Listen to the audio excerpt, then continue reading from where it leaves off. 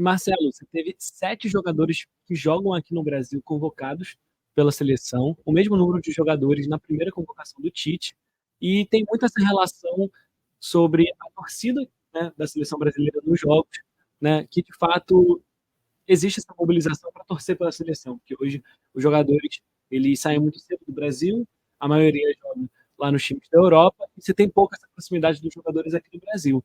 Eu acho que justamente muitas pessoas criticaram, né, a presença tanto do Pablo Maia quanto do Murilo do Palmeiras.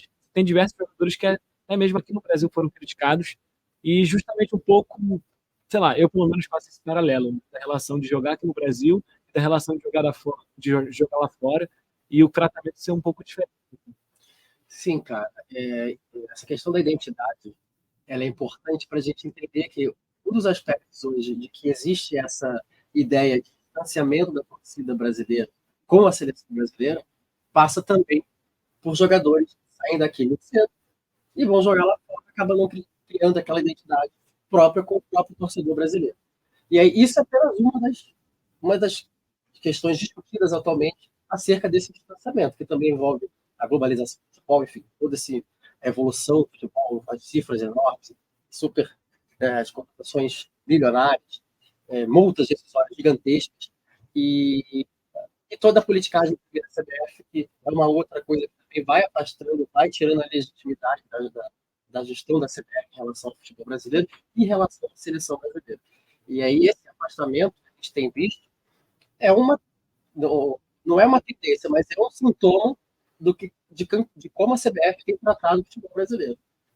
É uma questão importante, a gente precisa entender. Hoje, as pessoas que estudam o futebol e a sociedade brasileira já dizem que não é igual, né, no passado. Né? Que antigamente a gente via que uma vitória da seleção brasileira, uma derrota da seleção brasileira, era lida como a derrota da nação ou a vitória da nação. Hoje em dia a gente não tem mais isso. Esse distanciamento, para a gente recuperar, enfim, a gente tem que pensar outras formas de a CBF atuar, dos clubes brasileiros atuarem. Porque o Brasil, como você disse que tem essa relação por uma convocação da seleção brasileira, o futebol europeu, assim, não é que seja mais evoluído, mas ele é onde estão os grandes jogadores, né, com maior poder de investimento, os clubes com mais estrutura. E não é nada de relação a viralatismo, não. Porque lá está. É realidade É a realidade mesmo. financeira, porque a gente sabe que também foi construído em cima de muita violência, muita violência com o Brasil, a questão do envolvimento político, social, histórico desses países europeus com as colônias, e também passa por esse processo. E esse distanciamento, para a gente conseguir recuperar, a seleção brasileira praticamente não joga em solo brasileiro, a não ser nas eliminatórias que é obrigado. Você não vai fazer jogo da eliminatória na Inglaterra. Não vai fazer igual o Campeonato Carioca, que se joga em outro estado sem ser Rio de Janeiro. Você não vai jogar em Wembley, vai jogar lá no Santiago Bernabéu, qual vai ser agora na data FIFA. Então, essa questão da proximidade é uma coisa que a gente tem que reavaliar, a gente precisa repensar para poder entender que rumos a gente quer para a seleção brasileira. Porque esse afastamento também ele está envolvido, não que um título mundial novamente possa reaproximar, mas pode ajudar. Né? E para a gente ganhar um título mundial, a gente precisa entender o que a gente está fazendo na seleção brasileira para a gente ter novamente condições de disputar um título mundial. Essa surpresa do Porto, da imprensa europeia, de Portugal, pode ser um sintoma. Se o Wendel merece ou não, esse não é o ponto. Mas a torcida do Porto questionou e entendeu. O Brasil está tão mal assim? É possível. E, enfim, aí você vai para outros jogadores também, 5 jogadores que estão estreando, né, na seleção brasileira. O Wendel já tinha sido convocado pelo Tite em 2016, mas é um nome que ele não se firmou na seleção brasileira. Ele até fez um gol depois da convocação, né, naquela goleada do 5-0 em Benfica.